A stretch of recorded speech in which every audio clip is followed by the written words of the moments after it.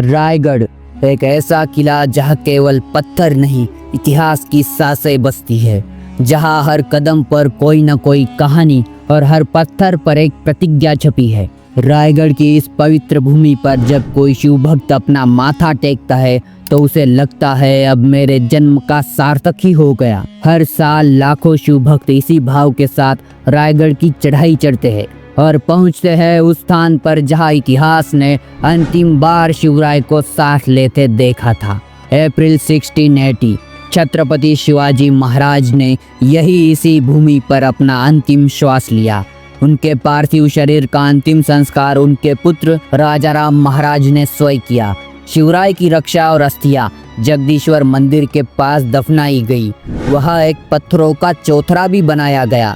रक्षा का कुछ भाग काशी, रामेश्वर जैसे तीर्थों में विसर्जित भी किया गया। यही वह स्थान है जगदीश्वर मंदिर के पूर्व में स्थित, जहां परम प्रतापी छत्रपति शिवाजी महाराज समाधिस्थ हुए। अष्टकोणीय आकार की यह समाधि पत्थरों से बनी हुई है। मुगल और फिर पेशवाओं के समय उपेक्षा के कारण यह वर्षों तक खंडहर में बदल गई थी। किसी ने लालचवश इसे खोद डाला। धन की आशा में इसकी दीवारें भी तोड़ दी गई। और फिर आया ब्रिटिश काल।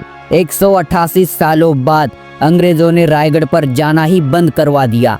रास्ते सील कर दिए गए और लगभग 100 साल तक यह भूमि, यह समाधि विस्मृति में चली गई। 1870 के दशक में एक व्यक्ति ने इस अंधेरे को चीर डाला। उनका नाम था महात्मा ज्योतिबा फुले। उन्होंने पैदल रास्ते खोजे और रायगढ़ तक पहुंचने में सफल हुए।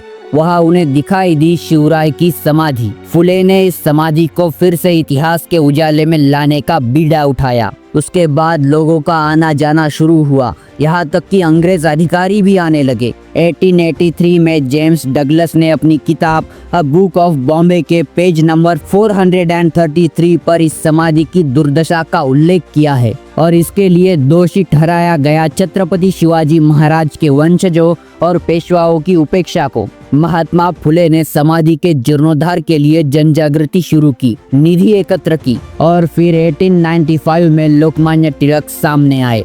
तिलक ने शिव जयंती आंदोलन की शुरुआत की और कहा, छत्रपति शिवाजी महाराज केवल वंशजों के नहीं है, उन पर पूरा समाज अधिकार रखता है। तिलक के इस आग्रह पर कोल्हापुर संस्थान ने पीछे हटना तय किया और तय हुआ कि जीर्णोद्धार केवल जनता की वर्गणी से ही किया जाएगा। फिर बनी शिवाजी रायगढ़ स्मारक समिति।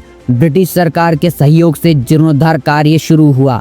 उस समय रायगढ़ कुलाबा जिले में आता था। 1926 में शिवराय की समाधि के नीचे की खुदाई शुरू हुई। 6 फीट गहराई पर एक कांच की पेटी मिली जिसमें रखी थी श्री छत्रपति शिवाजी महाराज की अस्थियां और रक्षा।